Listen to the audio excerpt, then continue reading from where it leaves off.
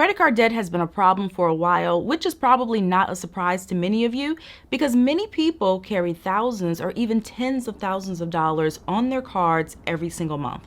And I know that some people might say, well, life is expensive, food is up, everything costs more, and many people are having to use their credit cards more out of need. But while that might be true for some, let's be honest, some people in credit card debt, they're not in it out of necessity. They're in it because they don't know how to deny themselves. A Bankrate survey earlier this year found that nearly 44% of credit card holders are carrying debt from month to month. And in another survey on discretionary spending, more than 38% said that they would go into debt for fun this year. And when they talk about going into debt, I think that we can safely conclude that they're talking about carrying a balance from month to month or even year to year. Because if you use a card to pay for something, maybe to get points or cash back, and then you pay it off immediately, you're not going into debt, and in most cases, you're not even paying interest. And I say all of that to point out that a large percentage of people are getting into debt because of instant gratification. And I honestly feel that some people just don't fully understand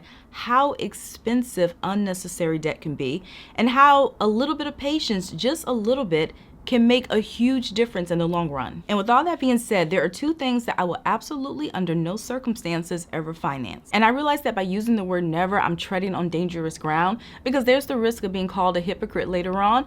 But I am so absolutely certain in this list that I can say this with confidence. And if anything ever changes in the future, you'll be the first to know. So the first thing that I will never finance is a vacation. Now, to be clear, this does not mean that I will not use a credit card to book the trip, because I absolutely will, because I can get 3 times points on travel, and I'm all about getting something back in return. But one thing that I will do, and this is something that we've been doing for probably about 15 years now, is have all the money saved before we even book the trip. Whether it's a cruise, plane tickets, excursions, or a hotel stay, there is cash sitting in the bank earmarked specifically for that trip. And as soon as the charge hits the credit card, it's paid off before the statement even arrives. And I know that some people like to do it differently. I've heard of people who will put a trip on a credit card and then say that they're going to pay it off over 6 months to a year. But the main reason why I don't do it this way anymore is because I've learned from experience that life loves to throw you curveballs, especially when it comes to money. There have been times in the past when I did put a portion of a trip on a credit card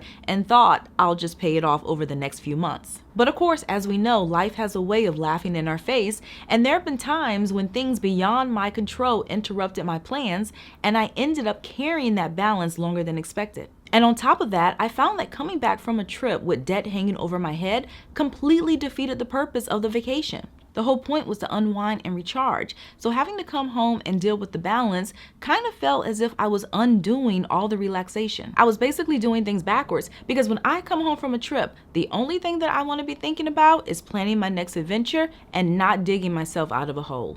The next thing that I never have and never will finance is furniture. Now, there are different ways to do this. So if you already have a Visa, an American Express, or maybe a Discover in your wallet, you can simply use the card that you already have to pay for your furniture. But another option is to use the furniture store's financing, which is tempting because they often advertise deals like 12 months, 24 months, or even 36 months at 0% interest. And this can sound like a really good deal, so I 100% understand why some people jump at the opportunity. But what some people don't realize is that when you finance through a furniture store, many times those stores are going to issue you a credit card.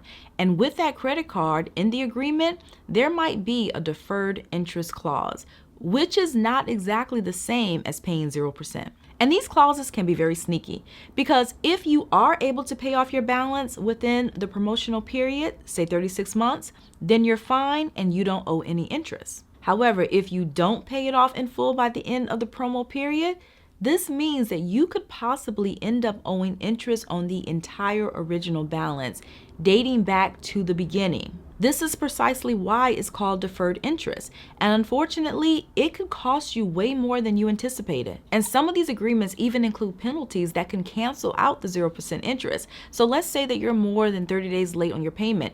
In that case, they might be able to retroactively charge you interest from the beginning of the term. This can be a nasty surprise for people who don't read the fine print, and I've heard horror stories as recent as a couple of years ago of people being blindsided by these charges because they didn't fully understand the terms that they agreed to. And another thing to keep in mind, and this is so important, is that the minimum payment that you're required to pay, it might not be enough to pay off the full balance before the promo period ends. So if you only pay your minimum, 9 times out of 10, you're going to end up with a remaining balance at the end, which will trigger all of that deferred interest. So oftentimes, the only way to avoid this expensive surprise is to pay more than you're required to. So here's what I recommend doing instead. When it comes to avoiding unnecessary debt, the first thing you need to do is be patient. Patience is and will always be one of the best weapons for protecting your finances. So understand, you don't have to get everything right away. So take your time. The truth is, furniture stores will always have sales and there will always be another opportunity. So there's no need to put yourself in a bind just to have something right now. Another smart strategy is to set up a sinking fund. And that's when you save a little bit of money over time in a dedicated savings account for a specified purpose. So decide what you want to do, how much you want to spend, and then figure out how much you can comfortably set aside each pay period, and then let that fund grow.